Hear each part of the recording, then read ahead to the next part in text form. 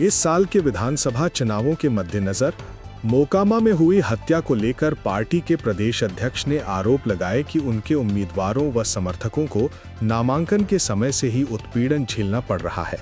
कहा गया कि बहुत सी घटनाएं सिर्फ जन स्वराज के उम्मीदवारों के साथ ही हो रही हैं।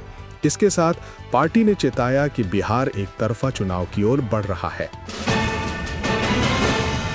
विशेषज्ञों का मानना है कि ये चुनाव बिहार के लिए सिर्फ सीटों की लड़ाई नहीं, बल्कि रुझानों और सामाजिक बदलावों का चित्रण है।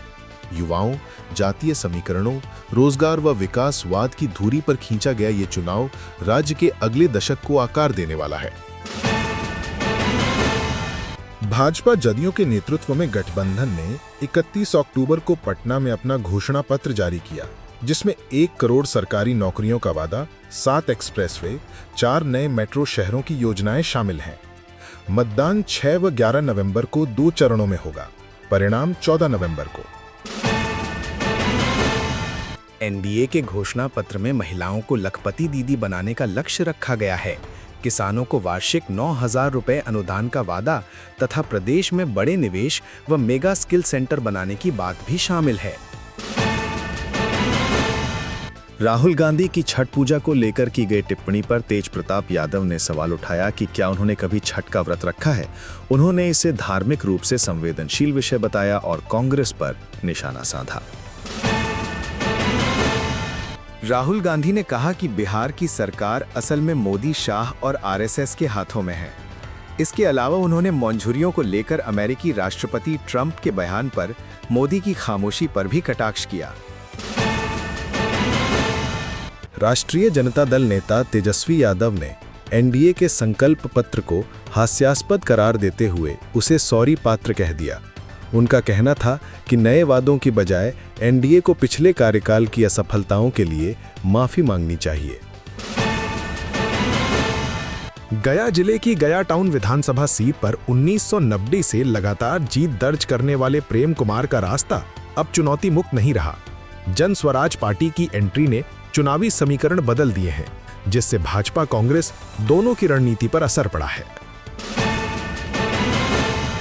चुनाव नजदीक आने के साथ सभी बड़े दल प्रचार प्रसार में जुट गए हैं।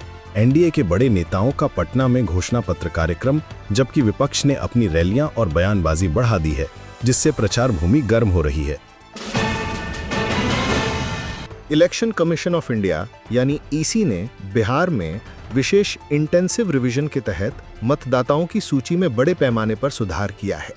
लगभग 65 लाख नाम हटाए गए हैं। इनमें मृतक, पते बदल चुके या अन्य कारणों से मतदाता रहा सकते हैं।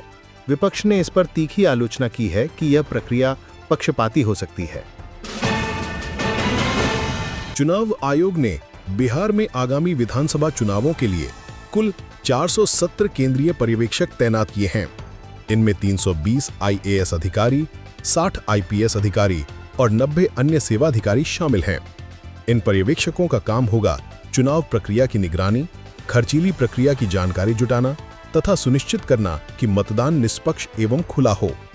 ये कदम ये दर्शाता है कि इस बार चुनाव आयोग इस चुनाव को बेहद गंभीरता से ले रहा है। मुख्यधारा की खबर के अनुसार बिहार में युवाओं में बेरोजगारी और राज्य से बाहर पलायन, माइग्रेशन बढ़ रहे हैं, जिससे सत्ता को चुनौती मिल रही है। उदाहरण के लिए 15 से 29 वर्ष आयु वर्ग में बेरोजगारी दर 9.9% बताई गई है वित्त वर्ष 2023-24 में। हालांकि कम हुई है, पर युवाओं की आशाएं बढ़ी हैं। साथ ही मतदाता सूची व मतदान अधिकारों के मामले में आयु जटिलताएं खड़ी हो रही हैं, जैसे एक 85 वर्षीय मतदाता जिसे सूची से मरा हुआ दिखाया गया। एनडीए ने अपनी चुनावी रणनीति के तहत घोषणा पत्र, संकल्प पत्र जारी किया है, जिसमें बड़े वादे शामिल हैं, जैसे 1 करोड़ नौकरियां, महिलाओं को लखपति दीदी बनाएंगे, किसानों को वार्षिक अनुदान 9,000 रुपए, 7 नए एक्सप्रेसवे, 4 मेट्रो शहर आदि।